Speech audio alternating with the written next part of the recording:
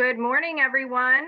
I see that we have a lot of you chiming in already this morning. So we're going to go ahead and just give it a little time here, maybe a minute, to get everybody on the line. Sometimes it takes a bit of time for people to sign in, but I do see the numbers steadily climbing. So that means everybody's at least awake this morning, which is good.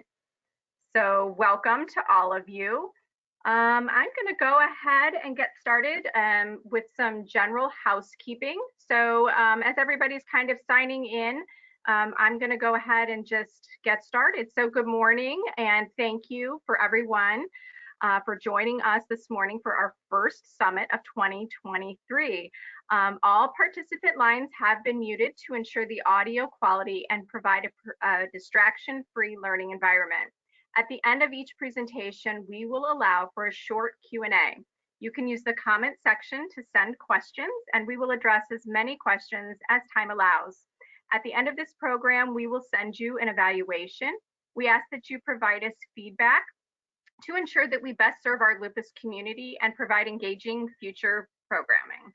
Each person that completes the evaluation will receive a $10 Meara e-gift card.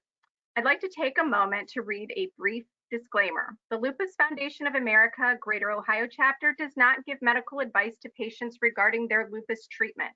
Your physician is the best source of information regarding the medical management of your lupus.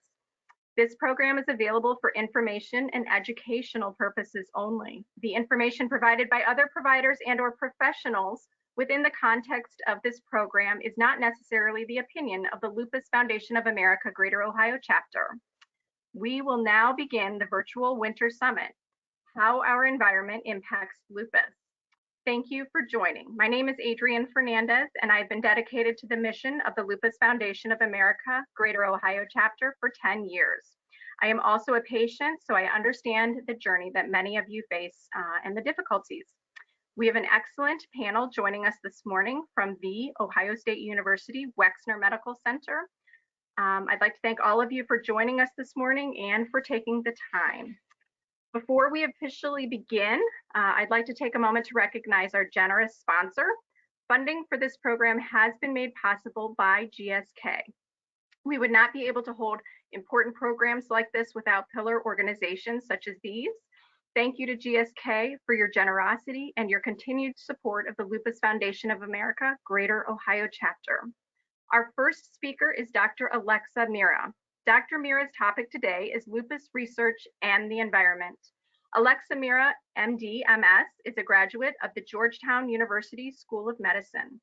She completed her internal medicine training at East Carolina University at Vidant Medical Center and then became chief resident in internal medicine at ECU. She was then recruited as the associate training program director for internal medicine. She pursued further training in rheumatology at the Ohio State University. After completing 2 extra years of fellowship for expanding her research, where she completed a master's of medical science, she is an associate professor of the Division of Oncology and the Division of Immunology and Rheumatology at OSU. Welcome, Dr. Meara. You may now have the virtual floor. Hold on, let me get my slides up. Show my screen. No problem. It takes just a moment to transfer over, so give us a moment while we transition. Okay. Can you see my screen? Yes, okay, good.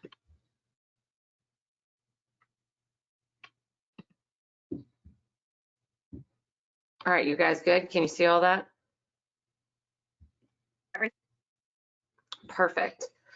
So I have the honor of going first. Thank you for that great introduction. Thank you all for coming this Saturday morning.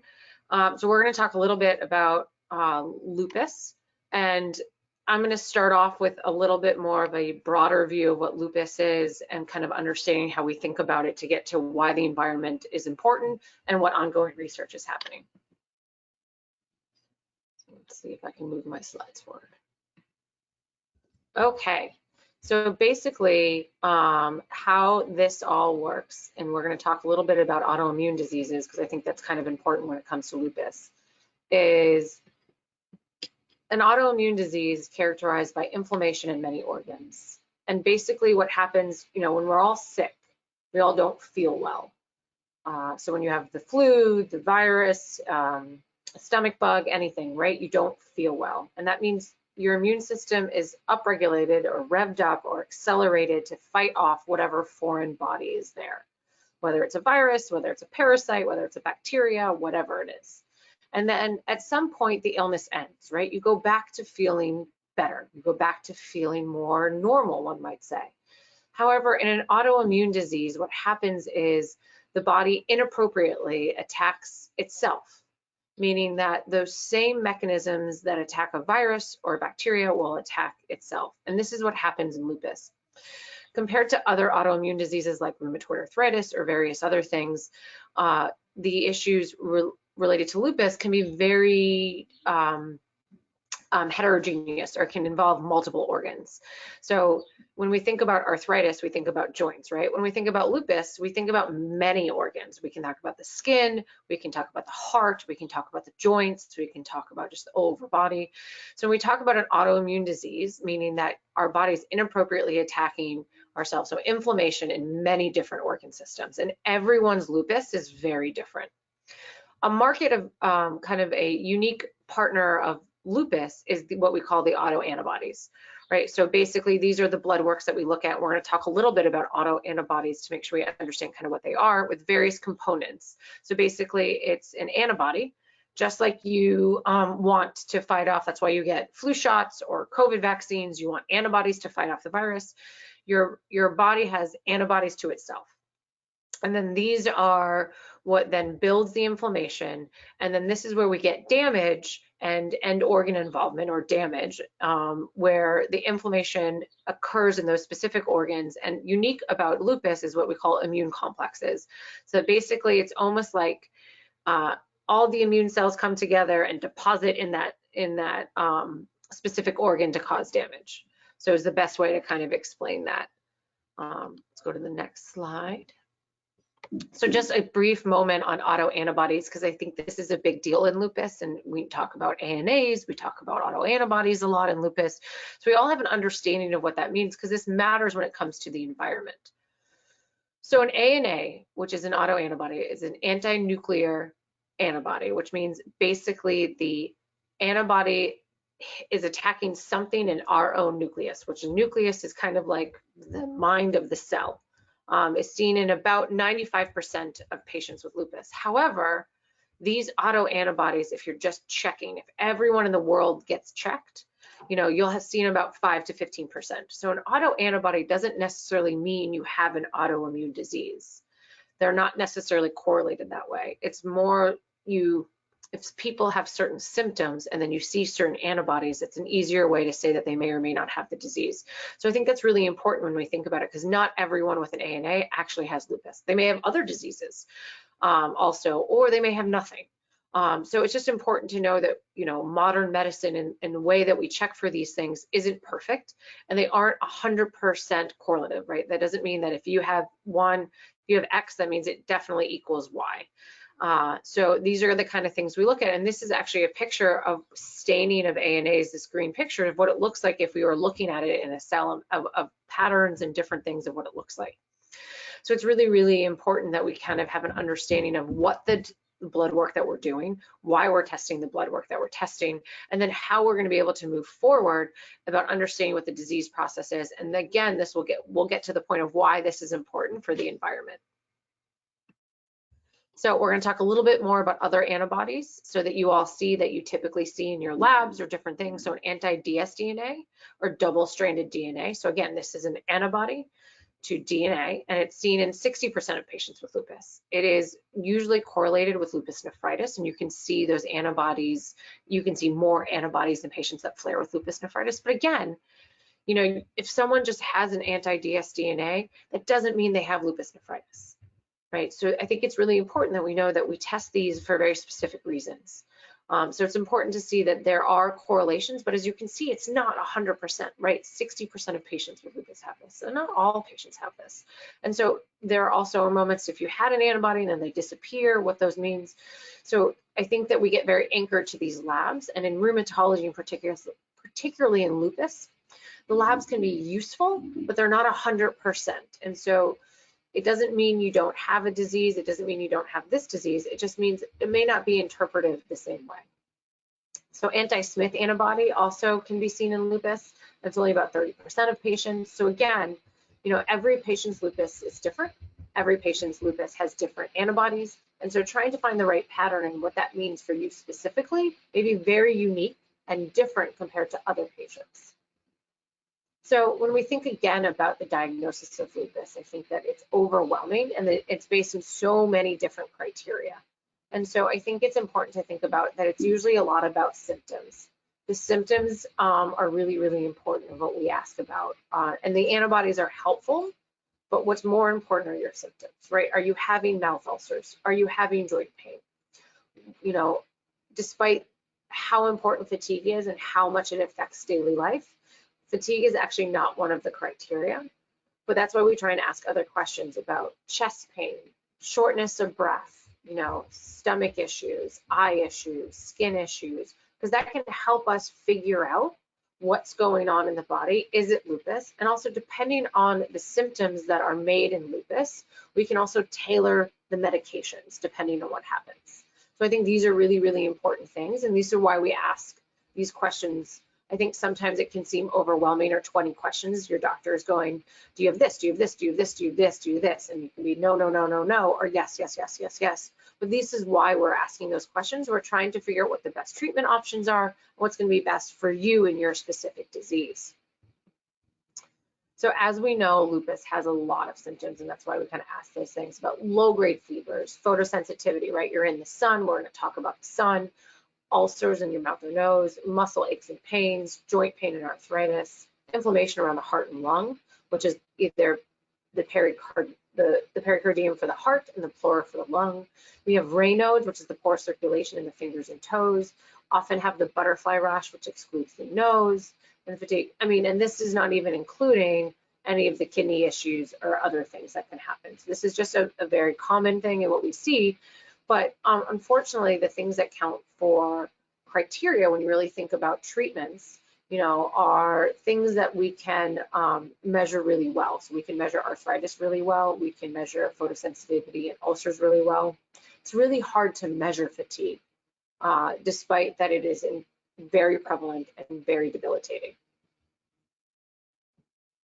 Okay, so what do we know about lupus and how common it is? We don't know why it happens. Basically, how I talk to my patients is the right environmental stimulus, and we'll talk about that, and the right genetic host. So basically, you're just really lucky. And the environmental stimulus could be anything, and we'll talk a little bit more about that too. But basically, it's more common in females. It's kind of all over the world, and we see it. It's more common in urban areas. The US prevalence, and this is a little bit old, but is about 106 white women for 100,000 women and 406 African-American women per 100,000 women. And the peak age is about 15 to 40. So it's pretty common, but it's not, you know, it's not as common as like osteoarthritis. Everyone will have wear and tear joint pain at kind of at some point as they get older. But it's common enough that it is actually something that we really need to think about. We need to do better about in treatment and understanding about this disease, because it can be so overwhelming and it can affect so many different organs, and it can show differently in every different person. So basically, when we talk about twins, so monozygotic is identical twins. Basically, you can be an identical twin and one of you have lupus and one of you don't. So we know that it's not just genetics. And so that's all that means. We know that there's more to the genetic, that maybe you have the right genetic genes. This is what you were born with, and it sets you up for lupus, but it doesn't mean you actually get lupus. So patients with a history or a family degree, like first degree, so that's like mom, dad, siblings, have a 17 times risk. So if you have a strong family history, so many people in your family that have lupus, you are at risk for lupus. You know, so this is what we talk about with ANA positivity, going back to those labs before, is if your mother has lupus, you as a kid may have these positive antibodies, but that doesn't mean you're going to get lupus, and we're going to get to why that's important. And then these are just some genes that we've looked at that you may have more of a higher genetic risk for this. So the complement components, this is part of your immune system. If there's a disorder in that, you could be at higher risk. And then there's something called the TREX1 gene. I think in 23andMe and where we're going, we don't have a great understanding of, again, just because you have these genetic markers doesn't mean you're going to have lupus. And we know that women get lupus more. We know that male lupus is very different. And we know that estrogen matters, right? So they often get you don't really have lupus typically until after you have puberty or you're ongoing puberty. So when we talk about the environment and the development of lupus, you can see all of these different things make a difference. So solvents and pesticides, so things that we're spraying on foods, right? Silica, metals, smoking, air pollution, sunlight, vitamin D, hormones and nutrition, and infection and microbiome. So all of these different things, right, your body is exposed to on a normal basis. So this is what we talk about, the environmental stimulus. So I talk about the right genetic host, right? So you have the right genes set up, and then something happens when you're out in the world living, just living. And so it's hard to say what it is, but we do know there's certain things that makes smoking higher risk than other things. And so we're going to talk about those things. But I thought this was a nice overwhelming slide that basically it's not your fault. It's not anyone's fault for this happening, but it's more of these are what can put you more at risk. So you can make the decisions about what you want to show your life to or how you want to interact with things.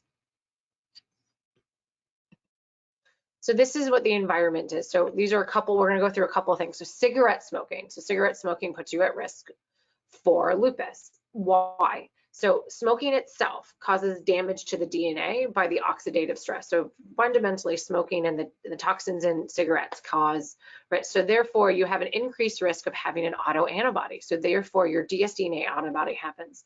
Now, again, I said previously, just because you have an autoantibody doesn't mean you have lupus. But again, if you have the right genetic host, your genes are perfect for this, and now you have all of these antibodies floating around, boom, you could have lupus. And again, you can have two identical people and they could both smoke, but they live different lives, and therefore one could have lupus and one could not, irrelevant of whether you have the autoantibodies.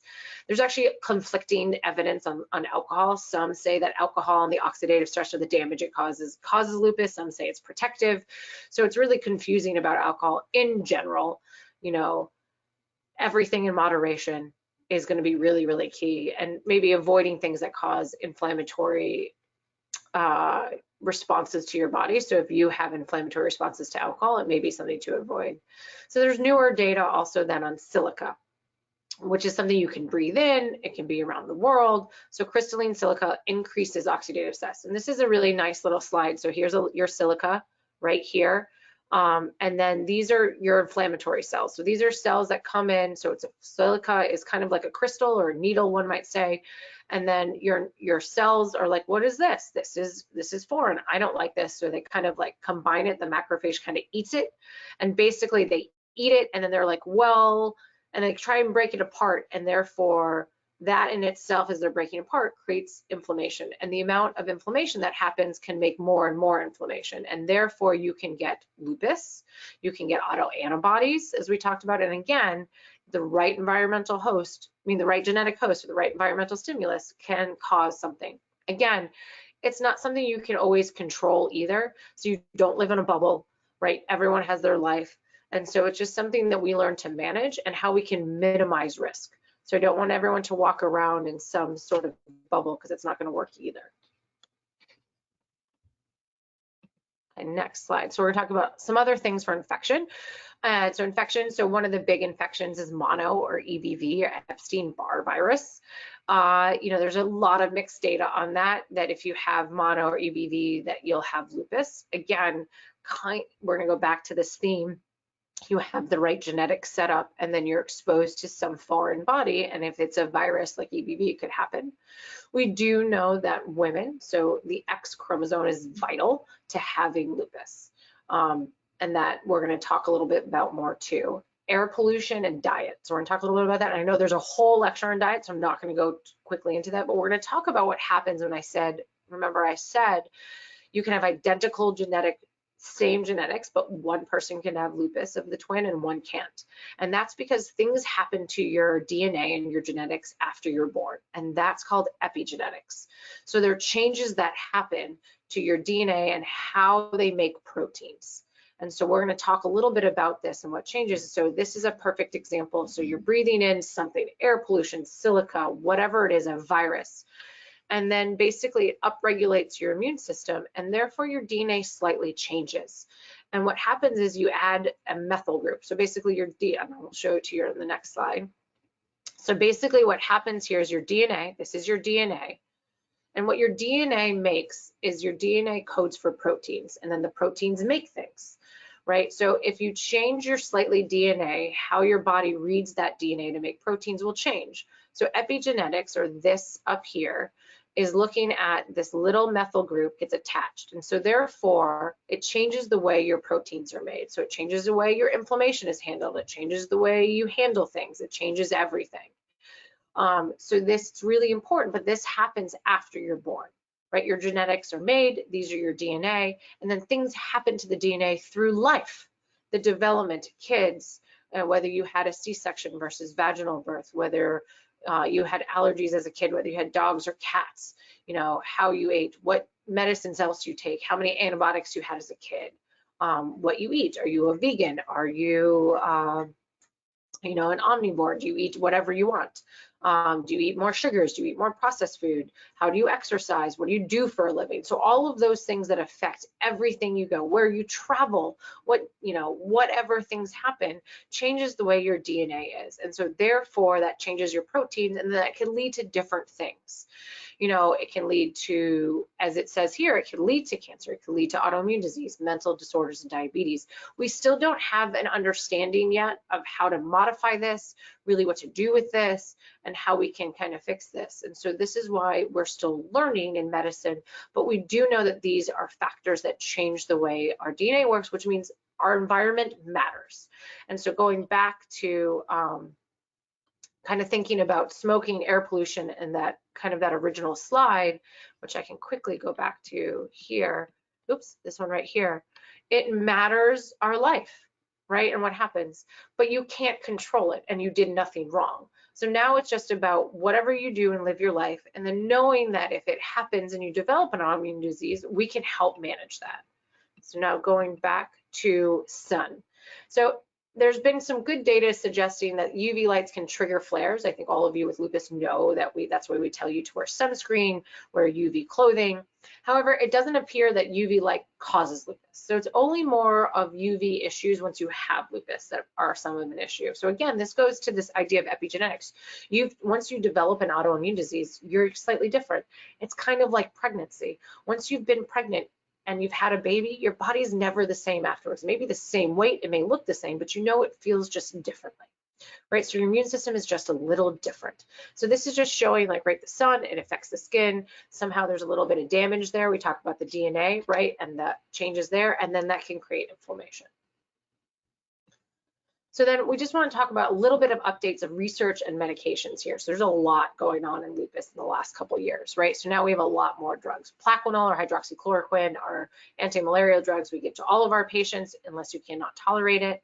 Belimumab or Benlysta, right, that we give, and that has an FDA indication now just for lupus and lupus nephritis. Voclosporin for lupus nephritis, and Safanella or anifrolumab, which is the anti-interferon drug, what we have going on. So these are great FDA drugs. You have various different options to do that.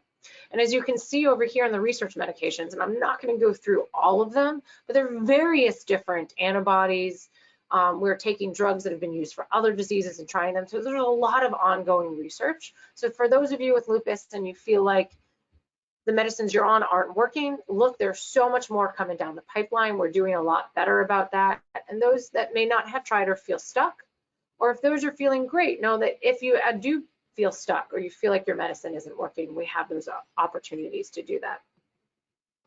So we'll talk a little bit, just quick on diet, because I know Dr. Wada is here to talk about that diet in lupus, and we talk about your environment. So what should you eat with lupus? Anything for an autoimmune that can help. I mean, I think they're very specific diets can be very difficult. And again, I'll let her chat about that. Alpha sprouts, for whatever reason, because of the way that it causes, you should avoid that with lupus. For the most part, trying to eat a healthy, moderate diet is going to be really, really, really important. And then exercise. This is really important. The only fountain of youth is daily exercise. It improves fatigue. I know when you're really, really tired and you're hurting, it seems like an exorbitant amount of effort, but the more you don't move, the worse the pain will be. So whatever you can do to move, and exercise is whatever you define it as. It could be stretching, it can be walking, it can be yoga. It does not have to be an Ironman or a marathon or something with, or CrossFit and lifting a tire. It can just be walking. It can just be doing some slow movements and stretching. You know, you can sit with your kids, you can sit with your husband, you can sit with your significant other, you can, you know, sit with your pets, and you can just kind of move around. And that's going to be really, really important. Exercise itself decreases inflammation. And that's what I have for you guys today for environment and research. I know I talked a lot about things and there were some big topics. I'm here to answer any questions you guys have. Okay, thank you, Dr. Meara. That was wonderful. So much information, and you know, it's just fascinating. There's no quiz, I promise. I promise. But it's such great information, and it's so important for you know, us as lupus patients to really understand some of these things. So you know, it's fascinating, but always good to get the reminders about what we should try to avoid to maintain a healthy body. So that's wonderful. So I would invite the audience to ask questions. I see one has already come in. And so let's see what we've got here. Is azathioprine good for lupus? I didn't see it on the list. I couldn't tolerate Plaquenil due to vision changes, so my rheumatologist put me on azathioprine. I'm also on Benlysta. Yes, so azathioprine, Celsep, mycophenolate, methotrexate, leflutamide, Cytoxan, or cyclophosphamide, those are all drugs we use in lupus. They're just technically not FDA approved. And the only reason they're not is because we've been using them for so many years that no one's paying for a clinical trial. It doesn't mean it doesn't work. It just is no one paid for the trial because that drug is generic, it's been around for so long and so cheap. And so I know that sounds weird, but the FDA and everyone else uses that drugs on a regular basis. So azathioprine can be great if it works for you. But again, everyone's lupus is different. So all medications for one person may be very different for another person. Some person may not tolerate azathioprine, and that's okay. Gotcha. Okay. Do environmental factors come into play once diagnosed, meaning increasing disease activity? That's a good question. So yeah, so yes, so like in rheumatoid arthritis, if you're actively smoking, we know that the drugs don't work as well because that's some of those environmental factors. So again, anything you can do to eat well, exercise are the best things you can do, right? And then just do those on a regular basis, no matter what it is. So if you're smoking, trying to not smoke for various reasons is great, and how we can help you get there, you know, minimizing alcohol, trying to do your best that you can. Life's complicated enough, so we want to be there to help you figure out how to do it successfully for you, because again, one diet and one exercise for one person may look very different for someone else. So true. Very true. Okay, we're getting a lot of questions here. Let's see. Being a twin with lupus, this is a hot topic. What does it mean for my twin? Will she likely someday get it? I know 3 sets of twins where one has it and one does not. So as I said before, it's not guaranteed. You may be at risk, but we're at risk for lots of things on a regular basis, and so it doesn't mean you're going to get it. And there's no way for us to tell. Sorry. Okay. We're not there yet. Okay. Not there yet. We're watching it unfold over time. Okay, so this one's interesting. My teen daughter's periods stopped after her initial lupus flare, and she has not restarted 7 months later. Her PCP wants to start her on birth control to restart her periods. Is this common? Anytime the body is sick, you can lose hair and you can stop having periods, because the body, it's not required for the body, right? So the body goes to almost this self-preservation mode. What does it need to do to function to get you through the illness, right? So keep the brain functioning, heart functioning, lung functioning. Having periods isn't necessarily needed to live. I think all of us know that.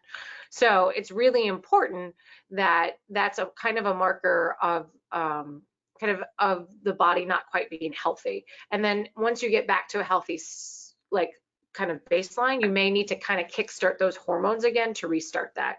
So patients that are like, so people that over exercise, if you exercise too much often, so like athletes, Olympic athletes, often don't have periods because they're over exercising too much, so they're not making those hormones. And so going back to that, and sometimes you have to kickstart that.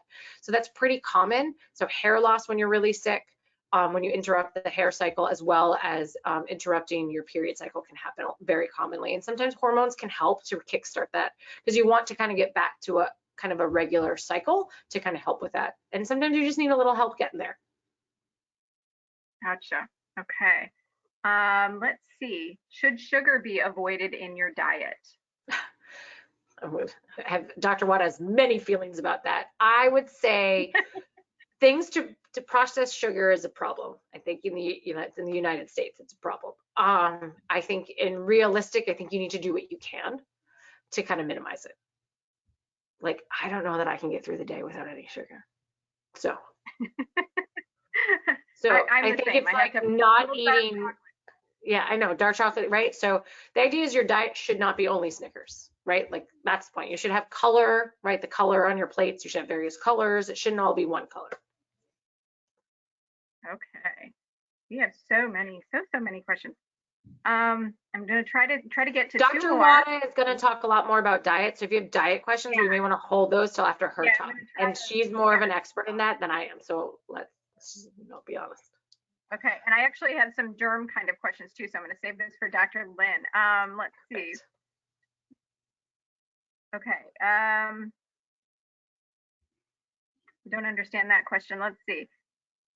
Does altitude, like being in the mountains and flying, aggravate lupus?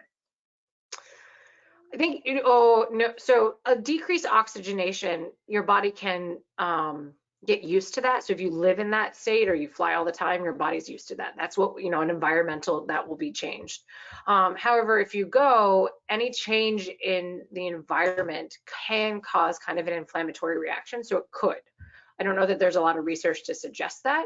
So if you're like planning to go visit some mountain, as long as you're doing the appropriate training, you'll likely be okay from a lupus point of view. Okay, that's a very interesting question. Okay, so last question we're going to get to here. You mentioned C-sections. What would have been those risk factors? I had 3 and was diagnosed with lupus SLE about 5 years ago. So your microbiome, so the baby, the way that a child is born, whether it's vaginal or C-section, changes what the bacteria a child is exposed to. That's all that is. So it changes their genetics in that sense of the epigenetics, right? Because it changes their bacteria they're exposed to. So that's about it for that. In terms of lupus post-pregnancy, again, as I said before, basically a pregnancy, you have to be, in the most honest way, the baby is a foreign body. And so your immune system has to change for every baby.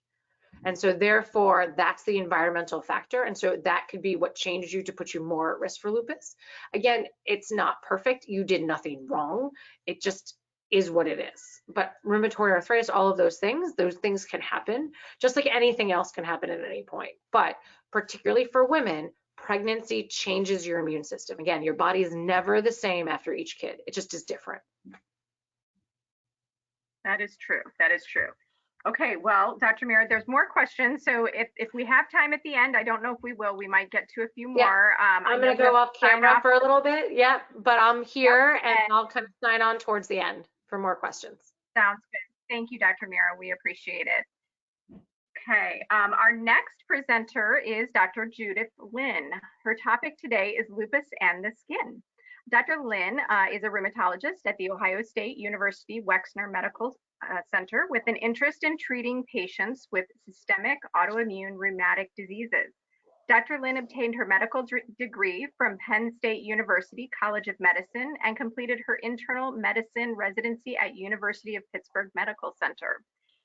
She completed her rheumatology fellowship at Yale University and currently serves as assistant professor at Ohio State University, where she runs a lupus clinic and is principal investigator for several lupus clinical trials. She also has an interest in cutaneous manifestations of autoimmune rheumatic diseases and serves as co-director of the Rheumatology Dermatology Multi-Specialty Clinic, where she and dermatology co-manage these patients. Welcome, Dr. Lin. You may now have the virtual floor. Thank you for the kind introduction and for inviting me for this talk. I am going to try to share my screen right now. So give me a second here. Sure thing. We'll have the audience be patient while we're transferring to you. Takes just a moment.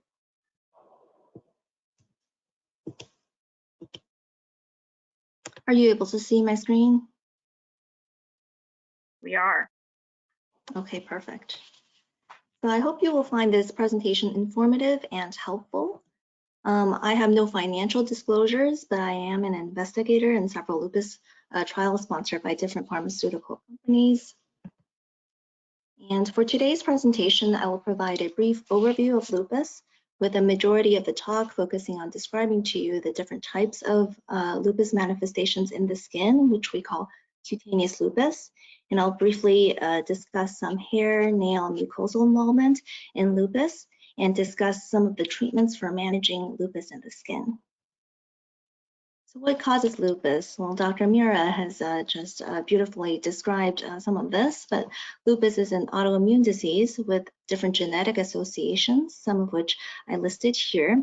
And in the right environmental context, such as exposure to UV light, smoking, pollutants, and infections, hormones, or certain drugs, the susceptible individual then develops immune dysregulation with abnormal immune cells that can target different pieces of self-DNA or self-proteins, leading to autoantibody production and then inflammation and subsequent tissue damage. There are different types of lupus, which can be systemic, involving different parts of the body, and this is the most commonly recognized. But there are also a lupus that's just limited to the skin, which we call cutaneous lupus. And there are also drug-induced lupus, where different medications can cause systemic lupus, but also a lot of different skin manifestations. We can also see lupus overlapping with other autoimmune diseases, such as Sjogren's syndrome, mixed connective tissue disease, scleroderma, myositis, and others. And so lupus and the skin. So the skin is one of the most common organ systems that is affected by lupus, as 70 to 80% of patients with systemic lupus have skin involvement. Lupus skin lesions can flare with UV light exposure, and this can trigger systemic lupus flares. And as I showed you in the previous slides, lupus can be a systemic disease or can just be limited to the skin. And lupus skin lesions can precede onset of systemic lupus in 25% of patients. So oftentimes patients present to their primary care doctor or their skin doctor, which we call dermatologist. And when these patients then develop systemic symptoms, then they are referred to a rheumatologist to evaluate for systemic lupus. And in patients with lupus, the skin also shows abnormal immune activity, some of which are specific to lupus, which can be used to confirm the diagnosis if the diagnosis cannot be confirmed based on exams or labs alone. So to do a skin biopsy, we take a sample of the tissue by using a punch tool to create a small hole in the lesion of interest. And we send that tissue to the lab for analysis. And we get back a report from the pathologist with a picture of the skin under the microscope, and sometimes with special staining to detect different immune patterns, as you can see in the lower left here. But ultimately, it is up to your doctor to interpret the results and provide a final diagnosis based on clinical presentation, exam, lab finding, and also the skin biopsy result. So there are different types of lupus in the skin, sometimes some of which are lupus specific and some are not specific to lupus. For the lupus specific types, there are three: acute, subacute, and chronic, which I'll describe in the next few slides. And I will also show you some examples of non-lupus specific skin lesions. The acute cutaneous lupus is the most rapid onset and also resolves rather quickly within days. It can take either a localized form, generalized form, or a TN-like. And the most commonly recognized is probably the malar rash, or also known as the butterfly rash of the face, which involves the central part of the face, including the cheeks and the nose, but it spares the folds by the nose, which is best shown in the picture here on the lower left. And it is very photosensitive, usually occurs within 2 to 3 days after exposure to the sun. And the skin might feel slightly warm or slightly swollen, but otherwise should be fairly asymptomatic. This also flares with systemic disease activity. And while the malar rash is fairly specific to lupus, there are other mimickers which we need to consider and rule out. Here you see a number of different facial rashes that look similar to the butterfly rash, but they're not. So on the top left is a picture of a patient with seborrheic dermatitis, which has more of a waxy yellow whitish scale.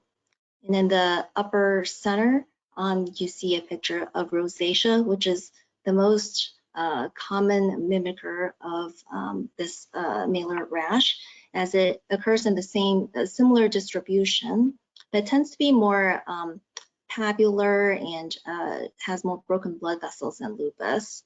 But it is also photosensitive, so this is very commonly misrecognized as a lupus malar rash. On the top right is a picture of a patient with polymorphic light eruption, which is also very photosensitive.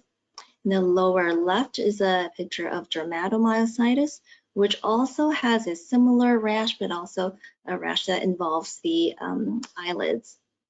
And then the lower center is a photo of a patient with perioral dermatitis. But there are also overlap where patients can have both a malar rash and a non-lupus rash. So on the bottom right is a picture of my patient with both granulomatous rosacea and a malar rash of lupus. So given the many mimickers of the lupus rash, it is important to see a dermatologist or a physician with a trained eye to distinguish between these different types of rashes. And sometimes a skin biopsy is needed to provide the diagnosis. So the generalized form of acute cutaneous lupus is also very photosensitive, but tends to be widespread with different symmetric macules and papules of the skin. And one may also see blood vessel inflammation involving the hands and the feet. Now, the second type of lupus-specific cutaneous lupus is subacute cutaneous lupus, which takes longer to resolve, typically in the span of weeks.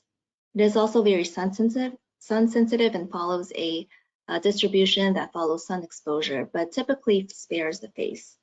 And it can occur in two forms, either papulosquamous, like in the lower left, with reddish papules, or an annular-like lesion that can be in polycyclic rings with a reddish raised border with scale. And many of these patients have lupus antibodies, as well as antibodies that are associated with photosensitivity and Sjogren's syndrome. And this is also a very common type of rash induced by certain medications. And 50% of these patients may develop systemic lupus. And while these lesions heal without scar, some patients may have post-inflammatory hypopigmentation in the areas where these lesions were. The third type of the specific lupus-specific cutaneous lupus is chronic cutaneous lupus, of which there are different types. And discoid lupus is the most common of these, of the subtypes of the chronic cutaneous lupus. And they are readily distinguished by their characteristic appearance, which look like indurated plaques with an inflammatory border. And these lesions can cause permanent scars and damaged hair follicles, and they tend to be more difficult to treat. And these lesions can be limited to just the head and neck, in which case they are less associated with the systemic type of lupus, but they can also involve other parts of the body and is seen in 50 to 30% of patients with systemic lupus. And other types of chronic cutaneous lupus are less common, but they include lupus panniculitis, as you can see in the left picture with a photo of a patient's arm, which appears as indurated plaques or nodules that can be tender or warm. And it can cause atrophy of the fat layer, causing a depressed appearance of this lesion. And in the center and then the top right are pictures of tumid lupus, which is also a rare form of lupus that follows a sun-exposed distribution and look like pink or reddish nodules. But this form of lupus is less associated with the systemic lupus. And then the lower right is chilblain lupus, which is characterized by tender, red, inflammatory nodules on the hands, but it can occur on the feet, the ears, and the nose. And these lesions are precipitated by colds and can cause ulcers. And there's also a familial form of this caused by a genetic mutation. And some of the non-lupus specific cutaneous lesions are listed here on the right. And on the top left is a photo of a patient with urticarial vasculitis, which is a hives associated with underlying blood vessel inflammation. But there are also other types of blood vessel inflammation and ones that may be associated with tiny blood clots near the surface of the skin that then look like broken, lacy lesions on the legs. And we may also see leg ulcers or different types of dermatitis, Raynaud's phenomenon, calcinosis cutis, and other skin manifestations that are not specific to lupus and can be seen in other conditions.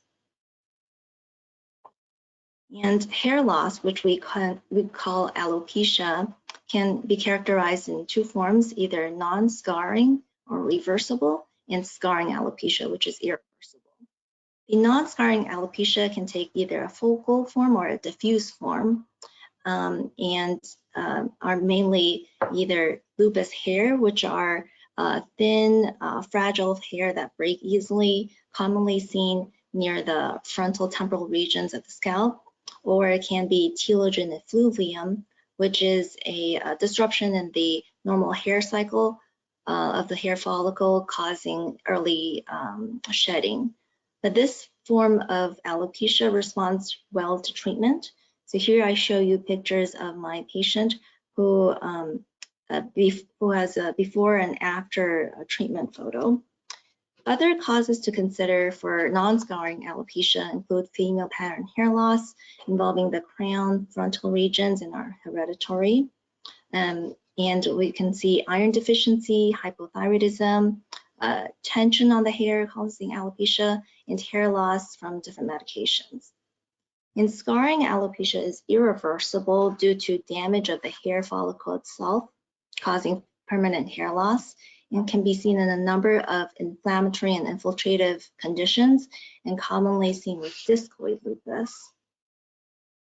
So since the skin is a barrier organ, a similar barrier we can see lupus involvement is the mucosa. So oral ulcers of lupus are usually painless lesions that can look like either punched out lesions or a red lesion, commonly seen on the hard palate, but can also be seen on the buccal mucosa and the tongue.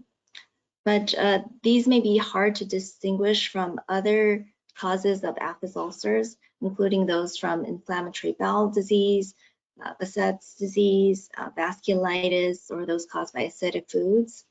And other considerations include infections such as herpes simplex virus, yeast infections. Patients may have lichen planus or even malignancy.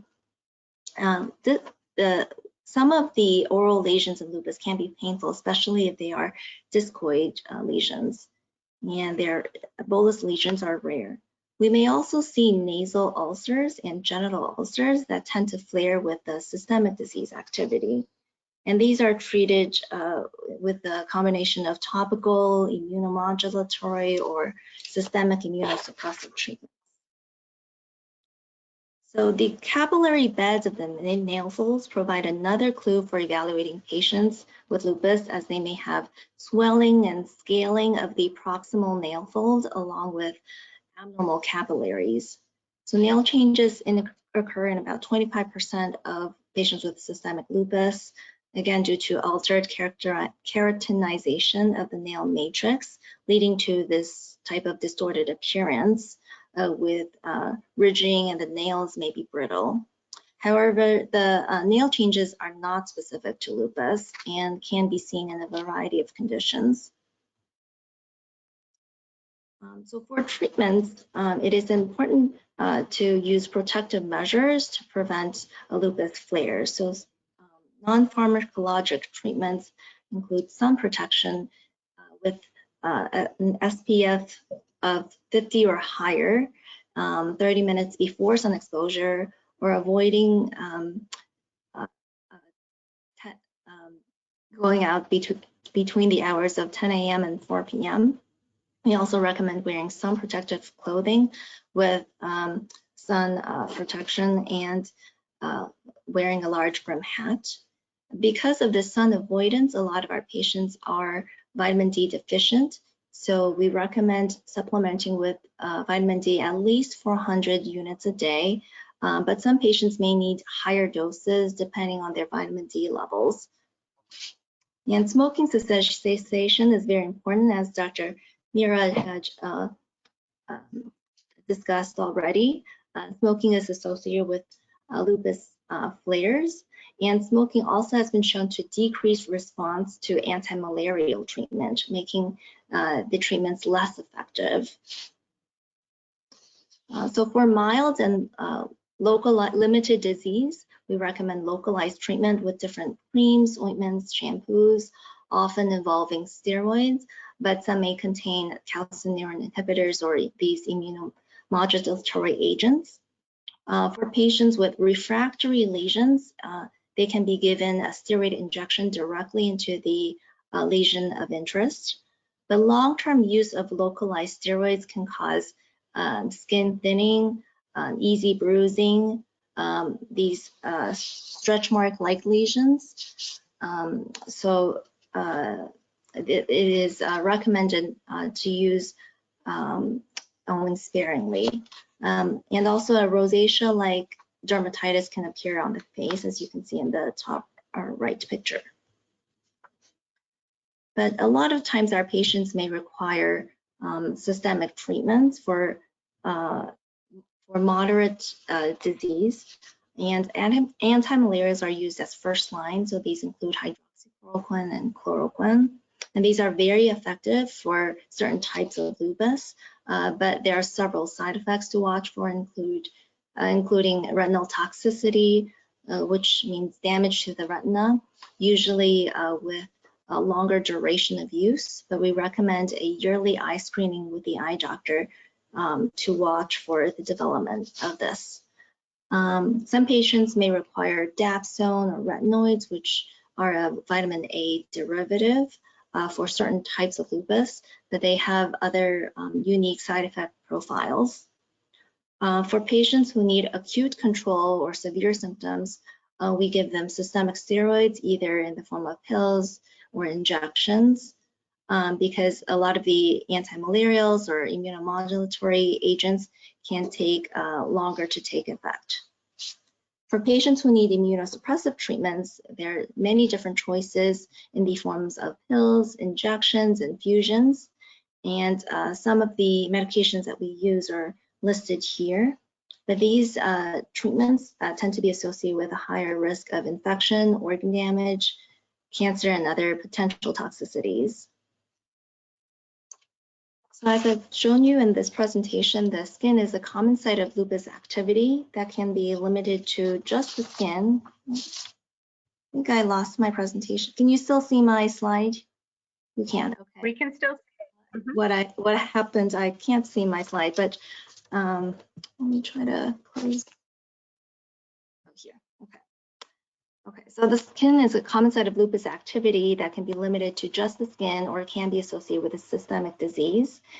And skin lesions in lupus may be specific to lupus or may be non-specific to lupus.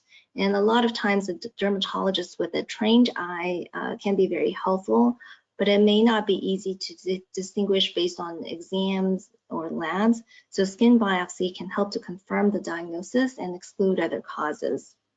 And management includes a combination of sun protection, smoking cessation, and localized and systemic treatments. But as I've also alluded to, patients with lupus with skin and systemic symptoms often require coordination of care between rheumatology and dermatology. So to facilitate this communication and expedited evaluation, I started a combined clinic with Dr. Corman on the dermatology side to evaluate patients with autoimmune diseases that involve the skin. So we see a lot of patients with lupus, and we have several lupus clinical trials where we study new and investigational medications for both systemic and cutaneous lupus, and we are actively enrolling and seeking patients. So if you are interested, please ask your doctor to refer you to us by either calling us or emailing us. And I think that is all I have. Thank you. Okay, thank you, Dr. Lin. Thank you. Let me see here. We're going to have some questions roll in, and I am just taking a look. We have one already. Let's see, it says, thank you. That was great. I have Raynaud's, and in the winter, my skin gets so dry on my hands that it breaks open, no matter how much I cover my hands and I put lotion on. Is there anything, I'm sorry, bear with me here. Is there anything to help with this?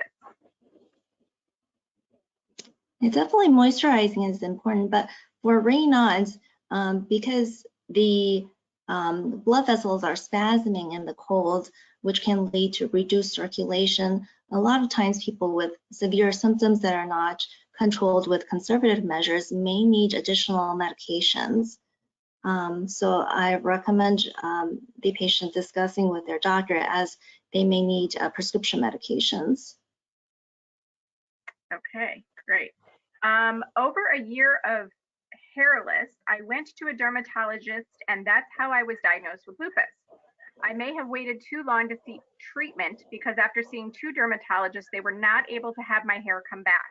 Blood work says my follicles are fine and I have no scarring, but my head looks like Larry from the Three Stooges. This started about 20 years ago. Is there hope for me? Yeah, so if the hair follicle is still intact, then different medications can be tried, such as topical minoxidil, which is different androgen derivatives can be used. There are also newer medications. Well, first of all, of course, we want to make sure the lupus disease is controlled. So if it is, and patient still has this hair loss, then either topical minoxidil, or there are newer medications that are specifically used for alopecia, such as baricitinib, that is newly approved in the last a few years. So yes, definitely I would ask about these medications with the either dermatologist or rheumatologist. Okay, this is an interesting one. I have a butterfly rash that after getting COVID never left. Is it connected to getting the COVID? Usually the acute malar rash resolves with control of disease activity. It should not be permanent and should not cause scarring. So I wonder if the patient has one of the mimickers of lupus, because usually it resolves with disease control. Okay. We have one here that says, I'm newly diagnosed. Can a rash show up days or weeks after UV sun exposure? Yeah, so the acute malar rash usually occurs within 2 to 3 days of sun exposure. Photosensitivity can occur sooner, like within the day of sun exposure, and some lupus lesions do occur longer after sun exposure. So yes, it is still possible that it may be related to lupus, but I will also, depending on the appearance of the rash, consider other conditions as well. Okay. We'll get in 2 more questions here. Are there any medications for nasal ulcers? That's a good question. So they typically resolve with control of lupus activity, but if it is uncomfortable, topical steroids can be used sparingly, but generally they resolve with control of disease activity. Usually we don't have to give additional treatments just for the nasal ulcers. Yeah, they can be pretty frustrating. I've experienced those myself. Yes, and it can be painful too, and that is why sometimes the topical agents can be helpful. Yeah, they can be for sure. A little disconcerting to have those. So let's see, I have both rosacea and a malar rash. But I always have visible blood vessels from steroid use. So the doctors have difficulty distinguishing them. Is there anything that you recommend? If it is not bothersome, I would not do anything to them. Certainly if it is still the rosacea appearance, then there are different rosacea medications that can be used. They're both topical agents and oral, usually antibiotic treatments. So, but I would avoid using topical steroids for these lesions. Gotcha. Okay. All right. Well, thank you, Dr. Lin. That was a great presentation as well. A lot of information. So we really appreciate it. Thank you. So we will go ahead. You're welcome. We will go ahead and speak with Dr. Wada now. Our next presenter is Dr. Kara Wada. Her topic today is diet and autoimmune disease. Dr. Wada is a board-certified adult and pediatric allergy, immunology, and lifestyle medicine physician. She's Sjogren's patient, certified life coach, TED speaker, and host of the Crunchy Allergist podcast. Dr. Wada works to break down barriers and build bridges in our very siloed medical system. She focuses on the unique challenges pertaining to those struggling with allergies and autoimmunity. Dr. Wada works tirelessly with her patients and coaching clients using her naturally minded and scientifically grounded approach to health and healing. She earned her medical degree at the University of Illinois College of Medicine and completed an internal medicine pediatrics residency, as well as allergy, immunology, and medical education fellowships at The Ohio State University and Nationwide Children's Hospital. She is certified by the Life Coach School and a diplomate of the American College of Lifestyle Medicine.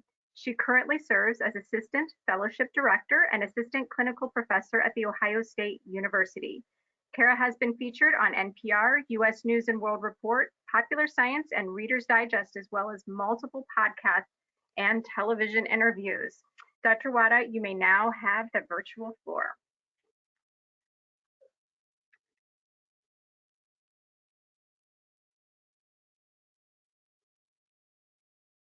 It would help if I unmute myself too. Thank you so much for the opportunity to speak this morning and to share. I'm really excited to be here, and I'll dig into all of why that is. I always like to share, it's customary in academic presentations to always share our disclosures, which I certainly will, but I think it's really important just to kind of set the stage of a little bit about, some of the lenses that we all see our lives through, and certainly kind of went through credentials, but I also am coming here today as a systemic Sjogren's patient as well. And that was really my wake-up call in really making a huge shift in my clinical practice and the things I'm doing outside of the clinic as well. So, and that has, that influences in many ways this talk. As many and most of you probably are aware, Sjogren's is the sister condition to lupus, and there are many of us that have, many folks that have both conditions. Generally characterized by a lot of eye and mouth dryness, but also some neurologic issues and significant body pain and fatigue. And those were all symptoms that I was struggling with and really trying to find some strategies to help my medications work to the best of their ability, and use kind of a marriage between modern medicine and lifestyle, because there is considerable research to support the use of both. So financial disclosures, I do have kind of my side business, which I'm not going to talk, specifically about that, but do have ways, we'll share my podcast stuff at the end. And I don't have any disclosures like with any studies or anything along those lines.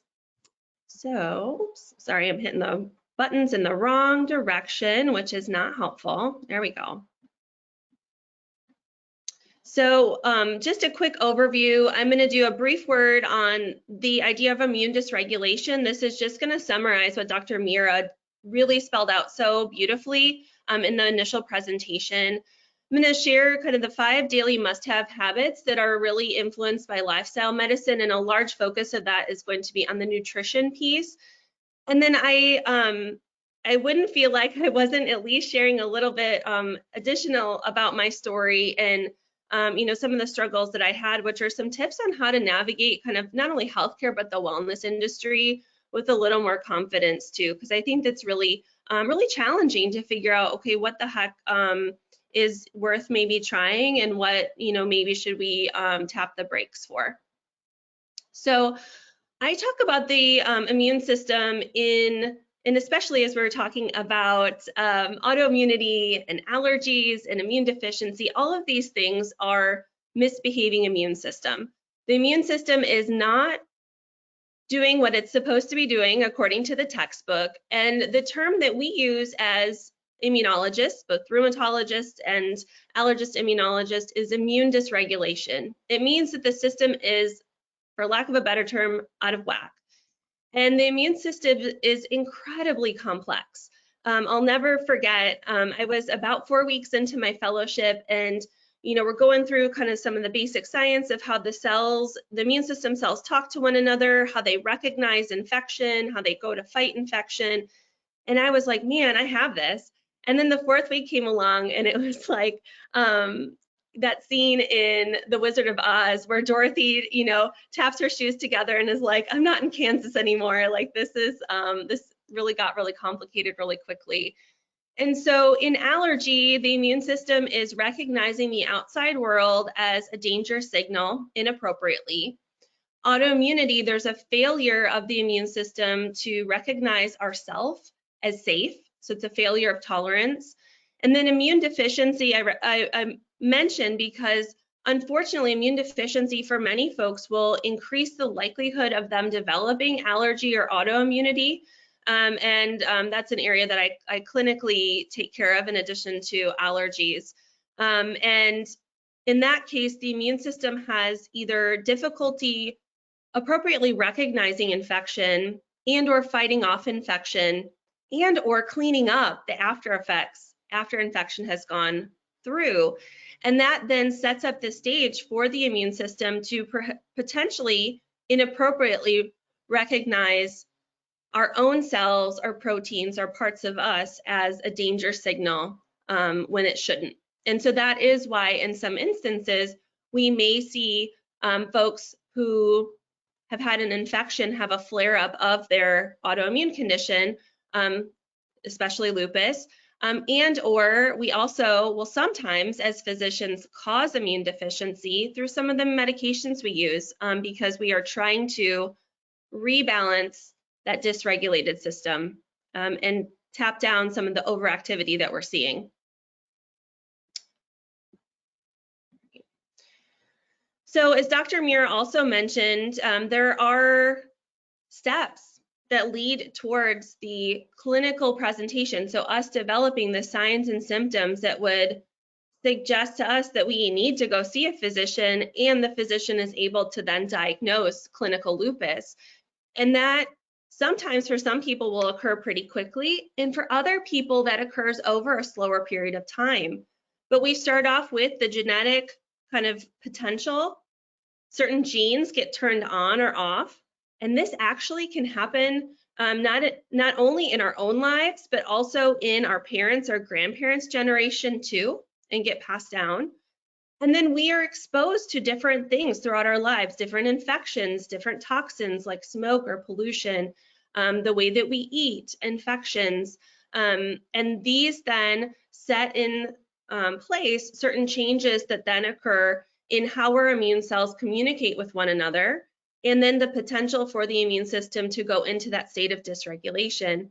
And increasingly, we're seeing studies that suggest and show that our microbiome, or the bugs that live in and on us, that crazy enough outnumber our own cells, have some influence in that too. And when we talk about our gut microbiome, that is very much influenced by the things that we eat or don't eat. So I always like to ask that in my presentations that we take a little imaginary time travel experience, and we're going to get in our little time machine and go back, 20,000, 50,000 years, when we were living in small tribal communities. We were very much living kind of a hunter-gatherer lifestyle. And despite what you would see in kind of, the promoted paleo lifestyle that's out there, we were not eating our, our steaks from Whole Foods, or, a lot of bone broth. It was a lot of like gathering of roots and plants, an occasional, hunt that would be successful and that would be shared amongst the group, and really kind of eating everything nose to tail.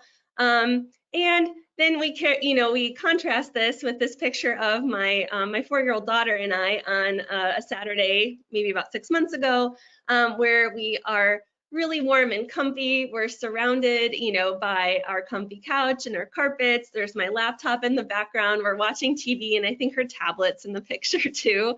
And so our experiences, and especially in the last 200 years, have really changed. And this isn't to say that our modern lifestyle is, we need to go back to living that prior lifestyle, but just to say that there is impact, and we're seeing kind of downstream effects of those changes over time. So over the last 100 years or so, we've seen a really immense change, especially in our diet. And I know there's a question earlier about, what about sugar? What about in particular? And this is one aspect that we've seen marked increase in our consumption. We, as a family, read the very first Laura Ingalls Wilder book several months ago, which is Little Cabin in the Big Woods. And little Laura is, I think, 4 years old or so in the book. And the only time she gets sugar the entire year is when they tap the maple trees. And if you're not familiar with the book, it was written in kind of the early to mid 1800s, or it kind of takes place during that time. And it's, you could see where easily 100 years ago, folks just weren't getting the type of sugar intake that we see now, where it's added to our tomato sauce, and it's added, it's in ketchup, it's in all of these different things that, find their way and add up over time. And that's not even including, the extra treats and, delicious things that we love. Additionally, we've seen a real increase in the amount of oil that we consume. And as someone who grew up on the Illinois-Wisconsin state border, to be honest, the 25 pounds of cheese per year, I wonder if it's an underestimate, at least for the area that I grew up in, or perhaps even, the greater Midwest area. But thinking back to where things would have been many, thousands of years ago, all of our calories would have been from or a vast majority of our calories would have been from unprocessed plants in particular. We wouldn't have had any processed foods, so to speak. And this really has kind of shifted things totally upside down. I want to take a minute and just explain kind of what processed food, like what does that mean? And at least set the record straight too. So processed food is any food that kind of has been changed in one way, shape, or form before it makes its way to the grocery store. And processed foods on their own are not necessarily bad. In many ways, they can make our lives a lot easier and they can be really healthy. It's foods that are ultra processed foods. So things that you would have a really hard time recreating in your kitchen with kind of, you know, the ingredients from the package. Those are the ones that we especially ideally want to steer away from. So there was a recent Netflix show, and I'm forgetting the name right now, but essentially the whole competition was trying to recreate things like hot Cheetos and Hostess snacks, and you know, some of these things that I grew up on and still enjoy from time to time. But you could imagine it was really hard for them to make a hot Cheeto from scratch. And those are the things that ideally we want to minimize in our diet to help decrease our overall levels of inflammation. So what's the big picture nutrition-wise? This is taken from an update on diet and nutritional factors in lupus management specifically. And I wanted to kind of highlight some of the take-home messages, but then also really dig into like, how do we do this? Because most of this is what we're going to talk about right here. You've probably heard before.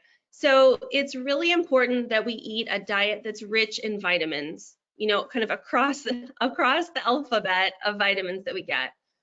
The other thing that's important is adequate fiber intake. Fiber is what feeds our microbiome. It feeds the good gut bugs, and that then helps increase the production of short-chain fatty acids, and those then lead to less inflammation.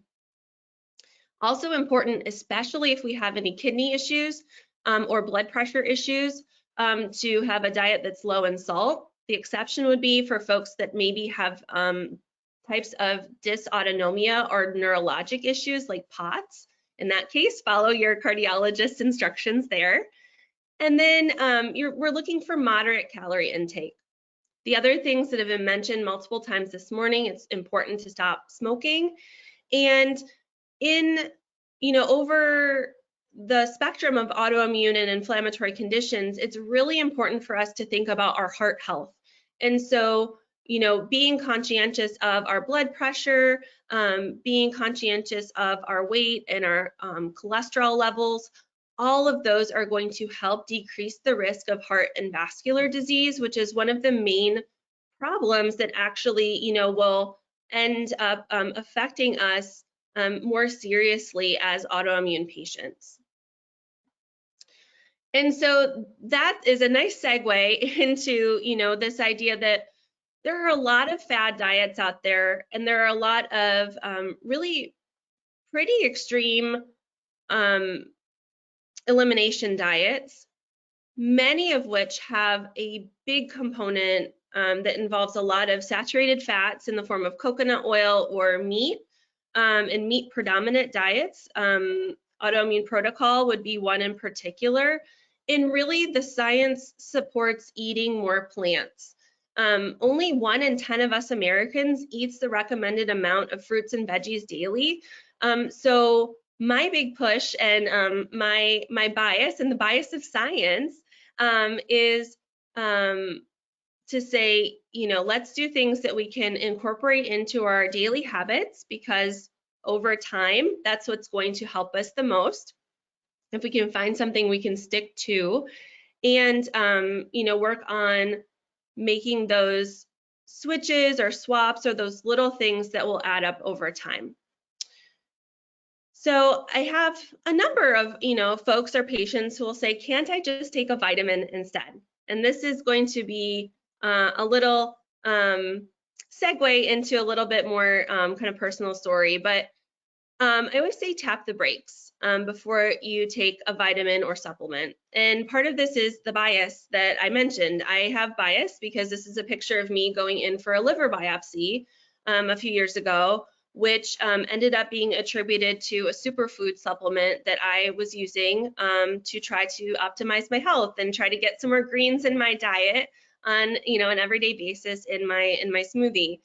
And what I like to just remind people is that natural does not always equal safer. Sometimes it does, but not always. And nearly 20% of liver injury is caused by vitamins and supplements. And the unfortunate thing is that because vitamins and supplements are not regulated by the FDA, there's no required tracking system or reporting system for all of this data. And in my case, I reached out to the company that I bought, the superfood smoothie supplement from, and it was crickets.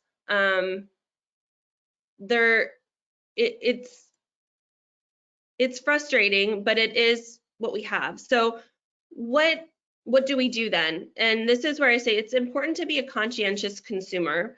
And this is with medications and with supplements. I think it's important that we inform ourselves and ask questions about, what we're going to put in our body.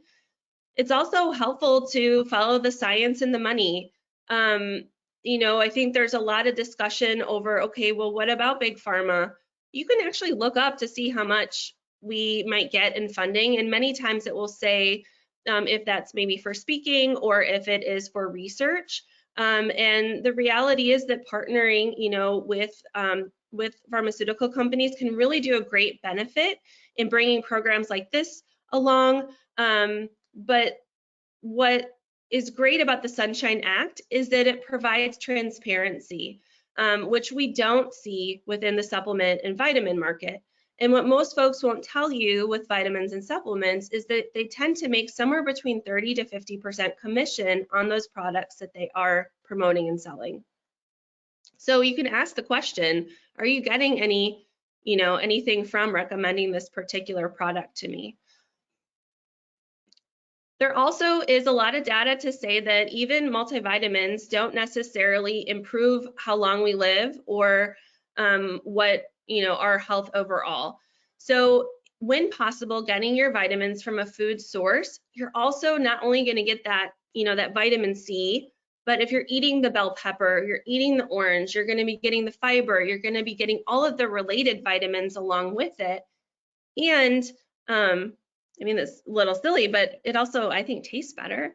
And then I always say, just be sure to touch base with your healthcare team if you need recommendations on sources of nutrition, or if you are really considering a supplement or a vitamin, just talk with them first, because they may have some recommendations to say, hey, I think this would be a safer option for you based on the medications you're on.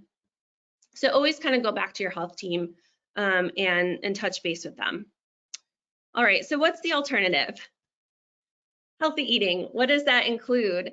As Dr. Meara mentioned, eating the rainbow, all of those different colors represent different vitamins, essentially. Those are phytonutrients or plant-related nutrients, and that is going to get you, all those different molecules that are going to have all those antioxidant properties. So maybe getting a red apple or orange pepper or some greens, you're getting kind of the variety of fiber, flavors, and those antioxidants when you're eating the rainbow. The second, the Mediterranean diet, which we'll talk a little bit more about, that is the diet that has the most science behind it. It is a very plant-forward diet that is going to suggest that you eat a lot of whole grains, using healthy fats like olive oil, or including avocado in your diet, nuts as long as you're not allergic, and seeds, and then a small amount of fish, shellfish, and or poultry, maybe a little bit of yogurt, but it really is a more plant predominant diet. And I always joke that Mediterranean diet does not necessarily mean you have to only eat Italian or Greek or, Mediterranean food.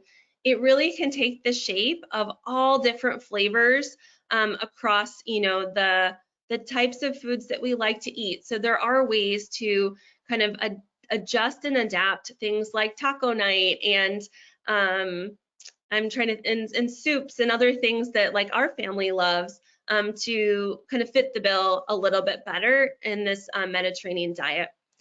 The other thing that's really prominent in the Mediterranean diet is trying to incorporate legumes or beans.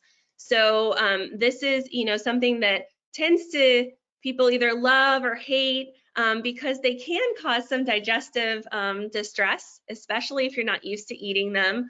But if you can start small, sometimes with a little bit of lentils, and then slowly kind of give those gut bugs a workout, your digestion and your body and your ability to digest those foods will adjust over time. It's similar to when you start a new workout routine. It just takes some time. And we've seen that the microbiome actually has measurable changes in the types and the numbers of those gut bugs within 30 hours of someone changing their diet from kind of a standard American diet to a plant, whole plant type diet. So what are we swapping out when we're adding in the rainbow and making, some of those Mediterranean inspired changes?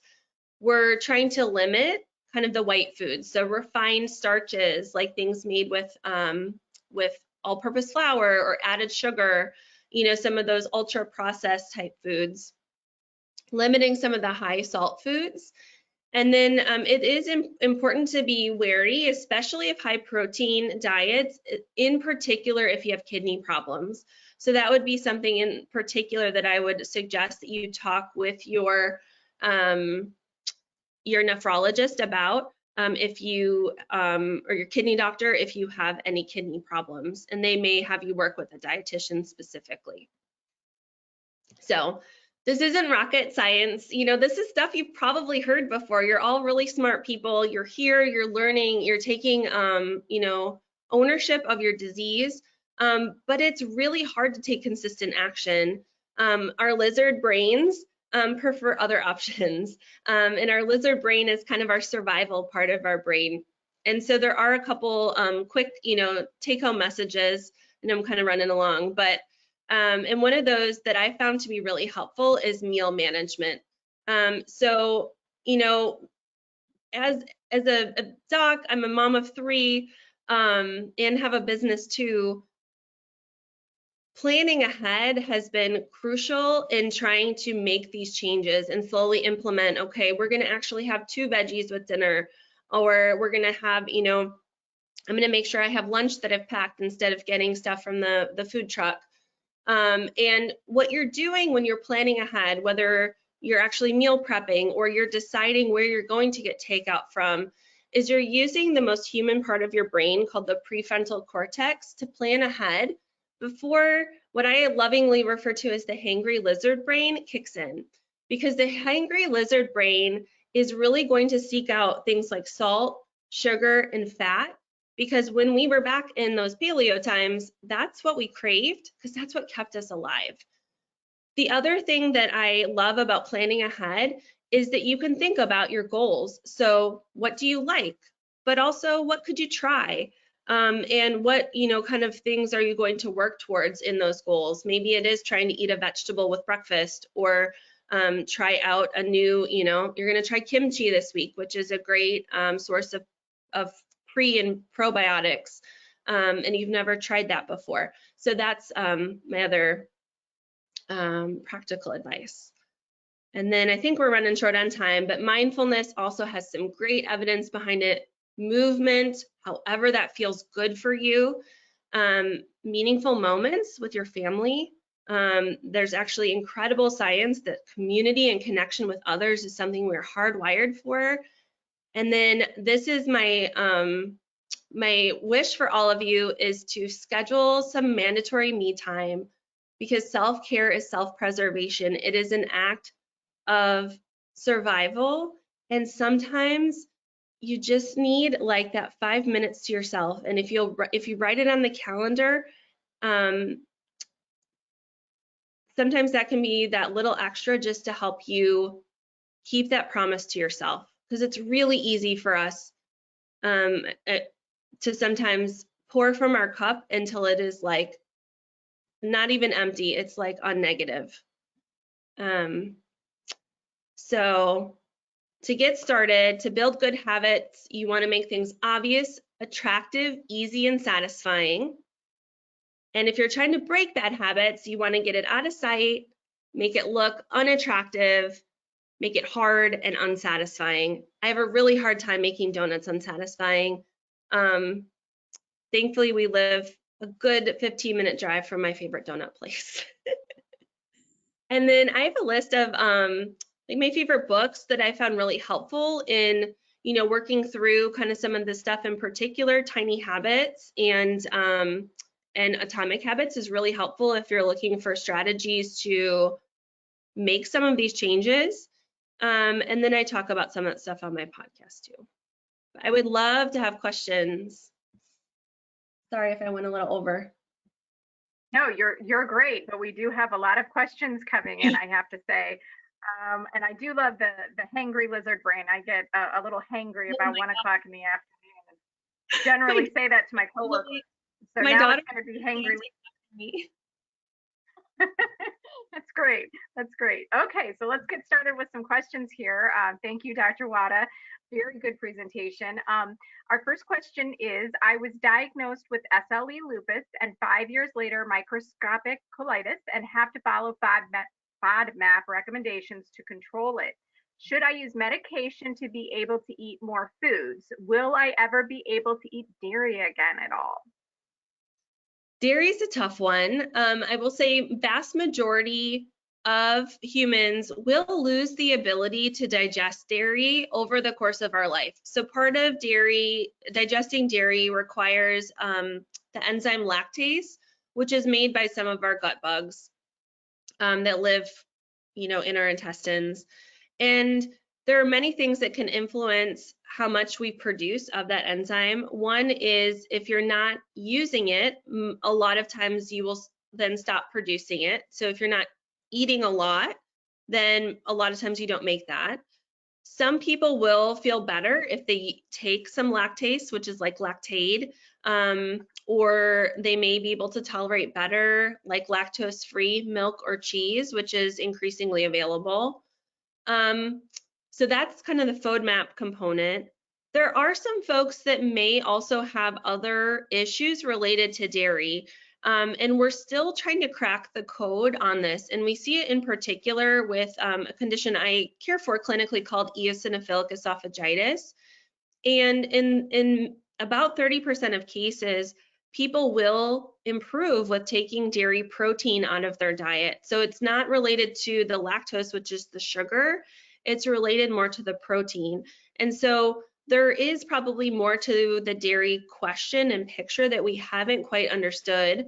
If you were wanting to explore trying dairy again, I would talk with your GI doc, you know, kind of get their latest recommendations on the microscopic colitis. And then if you are going to try it, I would start slow, especially if you haven't had much, because then the lactose issue may come into play. Okay, very, very interesting question. You know, we hear a lot of questions about that, and dairy seems to be something that people really want. In fact, the next question is eating cheese regularly bad for people with lupus? It's probably not the best, and that pains me to say it because I love a good piece of cheese. Like I said, I grew up from like 5 minutes from Wisconsin. It's just like part of my being. But cheese is high in saturated fat, which is not ideal. And then there may be kind of some of these other potential pro-inflammatory aspects that come into play. For me personally, you know, one thing I've realized is eating too much cheese for many people is a trigger for constipation. Many of us with autoimmune conditions may have irritable bowel. And so that would be the other aspect that I would kind of, you know, listen to your body and kind of see how you respond, and kind of take it from there. But in general, less is probably more. Gotcha. Okay. Not what everyone wants to hear, but it's the truth. No, So sometimes it's those like those hard truths that it's like, oh, I know. everybody likes the cheese, you know? Okay, let's see. Have specific meal plans or diets been clinically studied for SLE benefit? Thoughts on highly fermented foods for SLE? So it's a two-part question. Yeah, so I personally am a big fan of fermented foods. I have not in particular come across any studies specifically looking at fermented foods in SLE. So, but overall, they do look to have overall good health benefits. They're also tasty. The one problem that we do sometimes run into, many can be higher in histamine. So if people have issues with histamine intolerance or maybe getting more itchy, chronic hives, that would be something that I would just say, hey, see if they agree with you or not, and start small and work your way up in portion size. And then, you know, that summary article that I went back to really had more emphasis on whole food, plant predominant diet, kind of as outlined by the Mediterranean diet. And that's really kind of the eating philosophy that has the most research behind it at this point. Okay. Let's see. I love beans and cruciferous veggies, but no matter how slow I add them in or how many months I eat them, I have the most horrible chest. What can I do to help? Yeah, so with beans, there are a few things that can be helpful. Some folks will tolerate them better if they cook them at home from like dried beans. So you could, if you're cooking from dried beans at home, one thing, it tends to be cheaper, but there's the trade-off that it's more time and energy on your side of things. So I soak them in water, and I'll change out the water that I use to cook them. There also is, I don't know if there's science behind it, but a lot of folks will say using a little piece of kombu, which is like a Japanese seaweed you can typically find in the Asian food aisle, adds nice flavor to the water. You put it in the cooking water like you would like a bay leaf, but may help with digestion as well. And then some folks will also find using a pressure cooker, like an Instapot, speeds up the cooking time, but also may help with digestion too. Those are and then there also are, similar to lactate, there's something called Beano, which has alpha galactosidase in it, which is the enzyme that helps break down some of the sugars that we sometimes will have trouble digesting as well. And some people will do better with lentils. So that would be the other strategy, to maybe try lentils in place of beans. Which you can make a really good sloppy joe with lentils, just on a side note. And tacos. Okay, sounds good. That's interesting. And then I have a question. I'm going to kind of combine two questions because they're related. The first part is, can lupus patients eat tomatoes? And then the second question is from somebody else, says, any suggestions for those who get pain from dark shades? So, oh, from the nightshade. Yeah. So the nightshades is a little bit controversial. So a lot of the worry about nightshades comes from kind of historical background. Nightshades, some of the related plants were deadly. It's called deadly nightshades. So they come from kind of parent plants that are similar, but vast majority of folks with autoimmune conditions tolerate nightshades just fine without increase in their joint or body pain. And if you are able to tolerate them, they are a phenomenal source of antioxidants. So what is included in nightshades? Tomatoes that are in there, eggplant, tomatillo, peppers, both like bell peppers and spicy peppers, and okra as well, are kind of all within that purview. So it is one of those where keeping a food and symptom diary may be helpful. And some folks, it tends to be a dose response. So how much you eat may also influence that too. And then you can get more nutrition out of your tomatoes by cooking them in a little bit of olive oil as well. Okay. A lot of good TikToks out there making tomatoes with the olive oil and the garlic and all of that. But actually that leads me to the next question. Can people with lupus eat foods with garlic? Generally, as long as, so garlic is considered a high FODMAP food. So FODMAPs are certain types of carbohydrates or sugars that some of us may have trouble digesting. And so that may result in some of those irritable bowel type symptoms, either increased constipation, diarrhea, stomach upset. Garlic and onions are high in fructans, which is one of those types of FODMAPs. If you tolerate it, eat it. It is a wonderful source of antioxidants. Some folks, if they don't tolerate it well, will do okay with garlic infused olive oil. And so if you like the flavor, that's another way to kind of incorporate that without getting some of the tummy distress. Okay, great. Well, I think there might be a couple more questions, but in the interest of time, we're going to move forward. And if we can, we'll come back to them at the end. So thank you, Dr. Wada. Very hot topic. Very appreciative for you speaking this morning on it. And thank you. But we'll see when we come back to it. Webcam off. All right, sounds good. Thank you. All right, so we will move along to our last speaker of the day. This is Gabriela Sison from GSK. Our next presenter is Gabriela Sison, MSN RN. Her topic today is lupus, biologics, an add-on form of lupus treatment. Maria Gabriela Sison, MSN RN, holds a Master of Science in Nursing with legal studies from Capital University. She is a nurse who is passionate about improving patients' quality of life by delivering holistic nursing interventions and patient education. Before becoming a patient engagement liaison at GSK, Gabriela practiced nursing for several years and cultivated a strong nursing background by working in multiple medical settings and disease states. Nursing is her life calling, and she finds purpose and joy as a nurse. One of her favorite attributes of being a nurse is her adaptability to help patients in various settings. In addition, working with diverse cultures allows her to expand her cultural awareness and admiration for fellow human beings. So welcome, Gabriela. You may now have the virtual floor.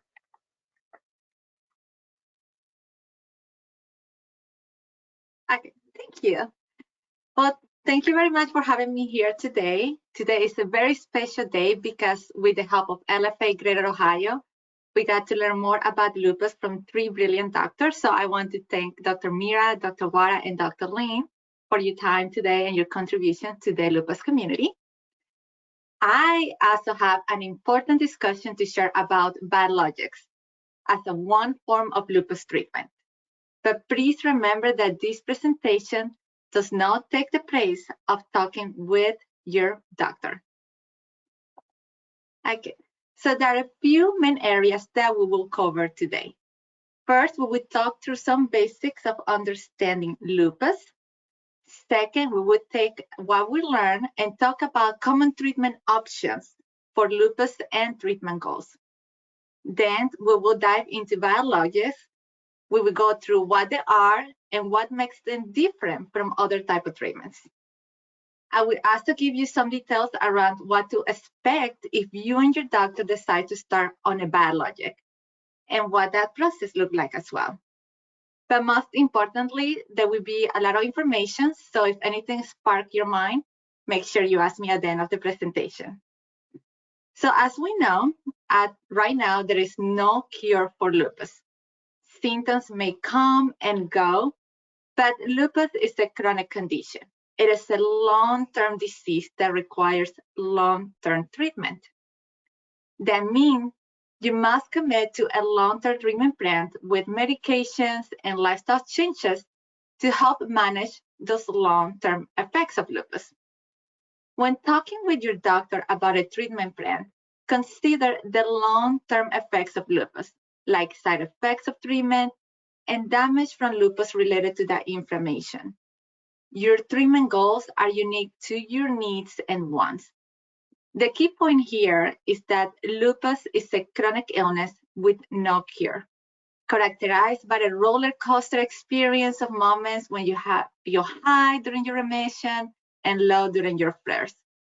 Therefore, you must follow a treatment plan to the letter to help you avoid worsening flares and preventing further organ damage. With that being said, about long-term management effects of lupus, we are going to take a closer look at common lupus medications. Because having a bit more background about all these medications can help you better understand what biologics are and as an option of treatment. So here we have 4 major medication classes: antimalarials, steroids, immunosuppressants, and biologics. Antimalarials are commonly recommended to control autoimmune activity by reducing your body production of antibodies, which are the antibodies that destroy your own healthy tissue. Steroids are often used to quickly treat your lupus-related inflammation during the flare. Immunosuppressants work to suppress or change the immune system to help reduce disease activity and flares. I want you to know that these treatments so far have been made from chemical compounds, while biologics represent a different kind of treatment. Biologics are made from proteins and antibodies from living organisms.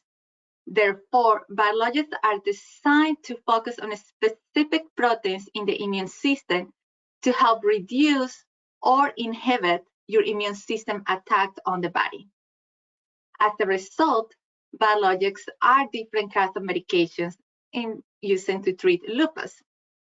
Different treatments may be recommended because they may work differently according to your disease status. But before we dive into biologics, I want us to think about your treatment goals. You and your doctor may have some of the same goals in mind with respect to your treatment. So be sure to check in with your doctor and share your goals. Sharing what is important to you can help you and your doctor decide on the best treatment plan. The main reason we promote education and provide resources is to give you the tools and the confidence for you to self-advocate. In my nursing experience, I noticed many people being on the passenger seat instead of them having control of their own treatments. Here, I want to share some of the common goals. For example, controlling the disease activity that leads to that inflammation, proactively treating and preventing severe flares, protecting your organs from damage, controlling the side effects of medication, and improving your overall quality of life. Keep in mind that your goals may depend on your age, symptoms, overall health, lifestyle, and how your lupus is progressing. Do any of these goals appeal to you? If they do, please write them down so you can remember when you see your doctor next time. Also, treatment goals varies from patient to patient. I recommend that you avoid comparing your treatment with others. Instead, be curious and engage in conversations with your doctor about other treatments. Most importantly, the success of your treatment is based on you properly following the treatment. And do not take a vacation from your medications. Do not let your periods of remission confuse you into thinking that you do not need to take your medications. The longer the periods between remission and flares could be a good indication that your treatment is working. So, what do you want out of your treatment? After learning more about treatment options, consider the specifics that you would like for your treatment to accomplish. For example, a plan that works for you long-term, minimize steroid dose, control disease activity and damaging flares, and/or protect the body from organ damage. After learning about biologics as one treatment option, think about your personal treatment goals. You and your doctor should work toward a treatment plan that works long-term. and prioritize your treatment and what is most important to you. So now, what are biologics? Biologics are created by using proteins and antibodies from living organisms. They are designed to target specific parts of the immune system. Biologics have been around for a long time and used to treat a variety of diseases, including lupus, where they work to manage disease activity. A biologic may be prescribed as an add-on treatment to existing lupus medications. So talk to your doctor to see if a biologic is appropriate to you. So now, let's talk about some more specific of how biologics work in treating and managing your lupus. Biologics are designed to address very specific pathways in the immune system. Some biologics block the protein signals that stimulate the B cells, while others focus on specific proteins on the surface of B cells. In my nursing experience, I had many people ask me, but why B cells? Why so important? Well, as we know, the immune system becomes confused due to certain white blood cells, known as autoreactive B cells. This confusion in the immune system creates autoantibodies that attack and destroy the healthy tissue, causing the inflammation, pain, and damage in various parts of the body. So by blocking these proteins that trigger the immune system, biologics can help on reduce and manage that inflammation. By reducing inflammation, it can lead to the reduction on the disease activity, flares, and the need to use steroids. Some of you may be asking, but are biologic and immunosuppressants the same? Well, typically, immunosuppressants weaken the immune system as a whole. Biologics may also weaken the immune system. However, they are focusing on different pathways within the immune system to help manage lupus disease activity. If you have concerns about side effects, be sure to talk to your doctor about them. Remember that flares are still possible with a biologic, and you can work with your doctor to manage your treatment plan for lupus. Okay, so let's take a moment to recap. So what is the difference between immunosuppressants and biologics? Immunosuppressants target the immune system, while biologics target specific portions of the immune system. In the case of lupus, some biologics block protein signals that stimulate B cells, while others focus on specific proteins on the surface of B cells. So now that we have covered some basics of biologics, I want to shift gears a bit and talk about how to apply what we just learned to your day-to-day lupus management plan. So when is it the right time to consider a biologic? There are general treatment guidelines that give doctors a good idea of when a patient may be right for biologics. Remember, your treatment plan is about you.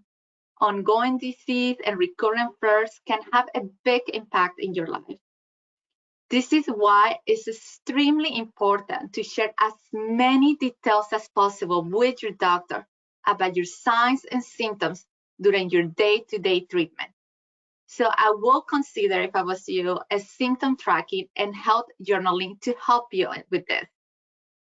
That way, when you go to your doctor's appointments, you are prepared by sharing your health journaling, symptom tracking, and writing down your questions prior to your visit.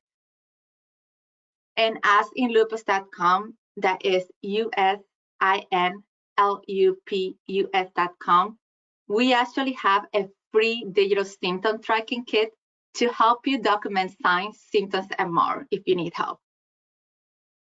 So talking to your doctor. To prepare for conversation with your doctor about biologics, be sure to have tracked your latest symptoms and think about how lupus has impacted your life. Make a list of your treatment goals and your questions. Have an appointment buddy.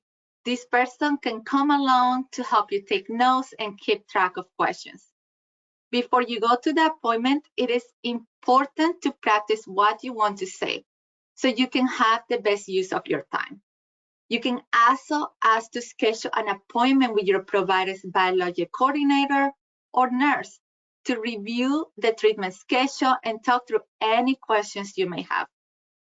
In my personal experience as a nurse, I witnessed most of my patients not using their time with their doctor appropriately. You have to keep in mind that your doctor is seeing multiple patients. So those few minutes you're spending with your doctor are critical. Let's be honest, how many times we had left a doctor appointment recollecting that we forgot to ask or say something? Personally, I am guilty of that, especially when I'm experiencing a life stressor, It is normal to forget important details. So get on the habit of journaling, tracking your symptoms, and writing your key points prior to your visit. When symptom tracking, I encourage you to write down the time of the episode, the intensity, what were you doing, and how long it lasted. This information is key to help your doctor prescribe a plan that truly addresses your needs. So what should you expect if you're prescribed a biologic? As with any medication, it is important to take a biologic as prescribed. And please know that biologics are considered a specialty medication. So you will be working with a specialty pharmacy. So it's completely different to your local pharmacies that you go to. You also need to make a commitment to yourself to take the medication. And remember that it might take some time before you start noticing changes. Each biologic has its own dosing schedule. It may take time to start working. Some more important things to share is that talk to your doctor about what you can expect. Get a true understanding of how you and your doctor will periodically check in on your progress. Ask about how to log your symptoms and what routine tests you need to plan for. Make sure you know how often you should check in with your doctor for updates and appointments, and have a plan to communicate with your doctor in case of any side effects. I have a chronic illness, and for example, one of my specialists, she likes it when I send her my symptom tracking through the patient portal in advance, so that way when I see her, she already has like a little plan of what should we change for the future. So just talk to your doctor to see how they prefer to communicate. And before you start a biologic, your doctor will ask you to make certain preparations as well, like stop smoking or receiving necessary vaccinations to lower your risk of getting sick. Remember, you can always check in with your doctor to discuss your treatment plan. And this is important. You should never stop a medication or change your dosing scheduling without talking to your doctor first. So biologics are specialty medications with specialty pharmacies. What about the finances? How much do they cost? How are you going to handle all this new financial stressor? So the process behind finance and insurance may look different for different prescriptions, especially this type of prescriptions, but it should never be a barrier to you. There are many resources, tips, and programs available to patients who are taking biologics. So be very honest and open with your healthcare providers about your needs. Ask them any questions you have about cost and what options may be available to your treatment. It is also important that you understand your health insurance coverage, including medical benefits and pharmacy benefits. You can review your summary of benefits to get more detail on specialty medications and how to work with those specialty pharmacies. So here, I wanted to share some information because I know we have covered a lot of today, but if you use this QR code, it will link you to Us In Lupus website. And if you're unable to scan it, just remember it's usinlupus.com. On this website, we have different treatment options, and you will find more information about lupus and all the services and resources are free, especially the symptom tracking, which is the digital tool that can help you track and share your information with your doctor. So thank you so much. I'm very happy that I got to do this today and grateful for the opportunity. The best advice I can give you as a nurse is to continue cultivating your knowledge about lupus for you and your loved ones, and invite them to know as well, so they can be your support system. I just want to say a quick thank you to our expert panel here, to all of you for joining us today. Thank you to all the doctors at OSU Wexner. Thank you to Gabriela from Us In Lupus and GSK. And we really appreciate you all attending. And to all the presenters, I can say, as a lupus patient, genuinely, we are very grateful for your time today and all you do to help support the lupus community. So we appreciate that. And again, thank you to GSK, our sponsor. We couldn't do it without you. Thank you to our attendees for being proactive lupus patients, wanting to learn more, educate yourselves to be more empowered, to be healthy lupus patients. It's so important. Last but not least, I just want to say, remember, you will receive an evaluation. If you fill out that evaluation about an hour from now at the end of the program, you'll get it. You'll receive a free e-gift card from Meara. Give us a little bit of time to get that over to you once the evaluations are completed. And please be sure to periodically check our website, lupusgreaterohio.org, or sign up for our emails. We have newsletters that come out. We have programming and services going on all the time, educational programs like these. You can also call 1-888-NO-LUPUS and speak to any one of us. We also have great patient navigators that you can connect with. So just want to say thank you again to everybody. Enjoy your Saturday. And that's a close for our Winter Lupus Summit. Take care.